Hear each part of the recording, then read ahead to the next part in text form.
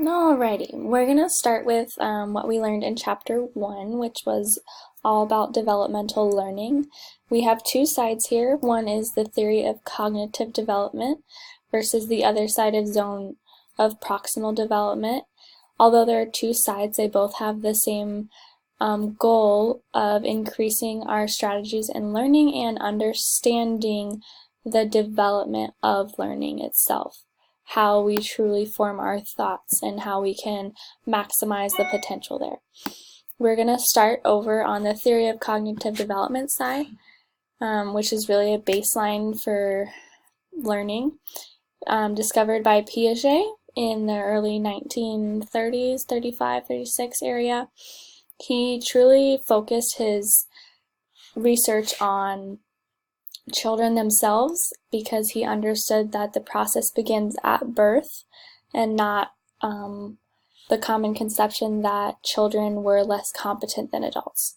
He focused a lot of his learning on children specifically and was interested in the way that they form their thoughts and the process of forming ideas.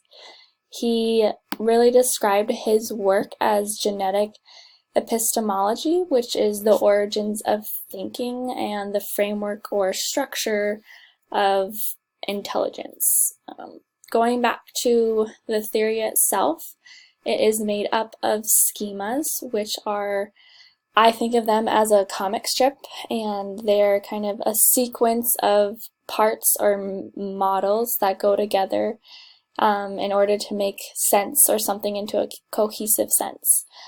So if the comic strip is out of order, they don't sync well enough.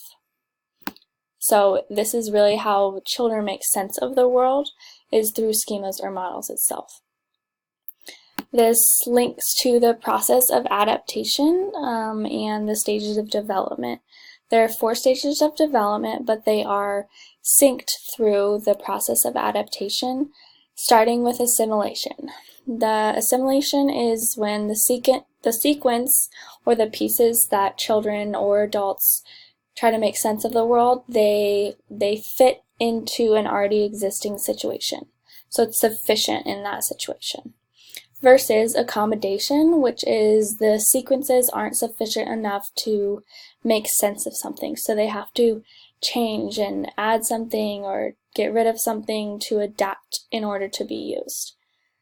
And lastly is the equilibration, which keeps the development moving along. It's what really pushes us to keep learning, and it's when most sequences in our minds and in situations continually to move smooth.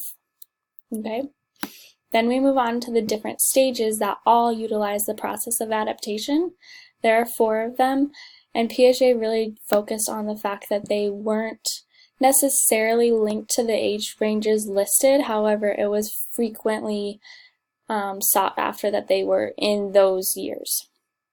The first one is sensory motor, from birth to 2 years, and that is the highlight where they develop object permanence. I always think of when someone's holding up a blanket in front of a baby or a young toddler, and in the time that they drop the blanket and run to the next room, the baby doesn't understand quite yet where they were because that's not a permanent object in their mind, or that schema hasn't fully correlated with the person.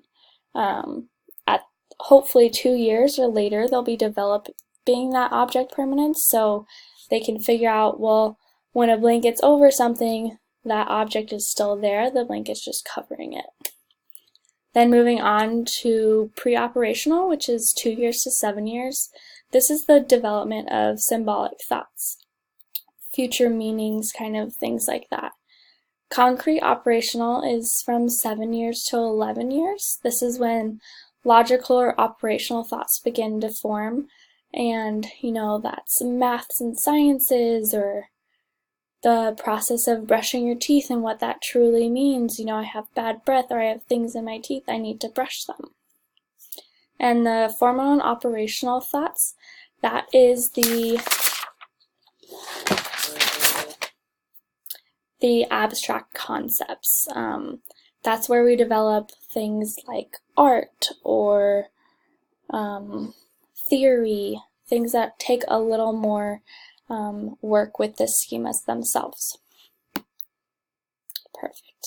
Moving over to the other side is the theory of the zone of proximal development.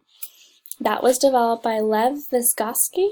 I call him Mr. V because he kind of has a lot weird, hard to pronounce for me last name. He really focused on the peer interactions that help to develop the skills and strategies associated with development. He not only focused on children, but with adults as well.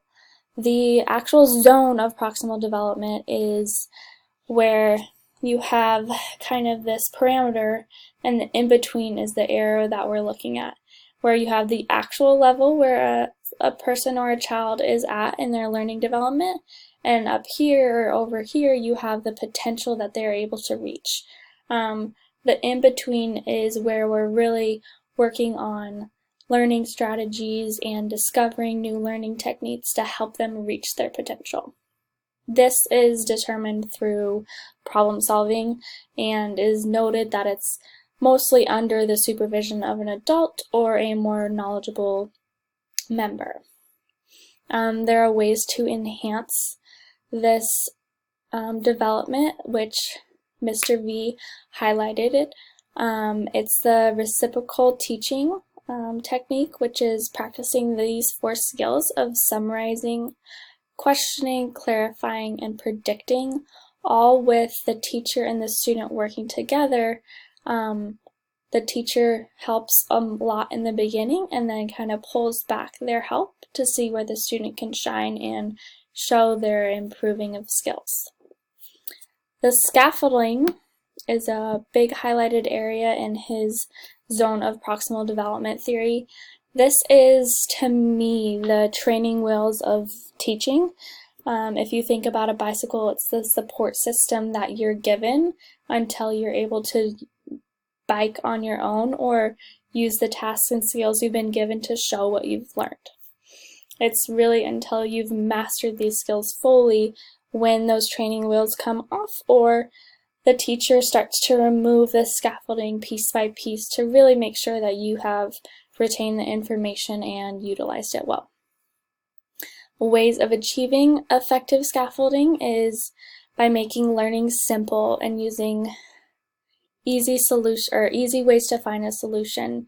Demonstrations. Kids learn tremendously by showing them what to do, and always maintaining the interest of a learner. If something's boring, especially for younger students, even older students, it's hard to stay focused. And lastly is this idea that the teacher is a mediator of your learning, or a referee, and that knowledge through social interaction, the teacher helping and showing them what to do, is really beneficial. And then in the middle over here, I kind of included a middle section that is helpful in both areas, which are strategies to increase learning in general. Both techniques or theories here need to begin with a basis of understanding where someone is on a base level of knowledge before progressing or trying to add on top of that. If you don't know where someone is in their development, it's really hard to give them the next step that they need. The next is discovery learning. Children love to learn by doing. You take them on a field trip, you take them outside. Anything to aid them instead of papers or just book text work will greatly aid in their learning and development. Thirdly, there is an acronym of MKO, more knowledgeable others. It's just someone who knows more than the learner themselves. That could be support staff, that could be another friend, that could be a teacher themselves. It's just pairing someone in a learning environment that has someone who knows more than they do on that subject. And lastly is the collaborative learning environment. Learning in a group setting where all levels are being benefited. You know, those who know more on the subject can help those who know less, and in turn, the people who know less often teach a lesson to those who know more on the subject as well. I do want to highlight that the theory of cognitive development, although it is a step-by-step formula, you can't skip to a next level. Piaget mentioned that you can't go from sensory motor development all the way to formal operational without the steps in between. And you quite possibly could never reach the fourth step based on your development. So that's also something to keep in mind.